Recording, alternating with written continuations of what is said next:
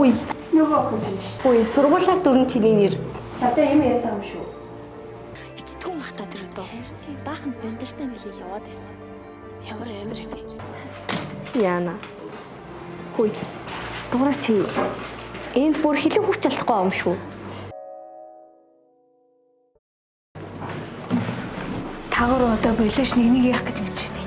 Зүгээр.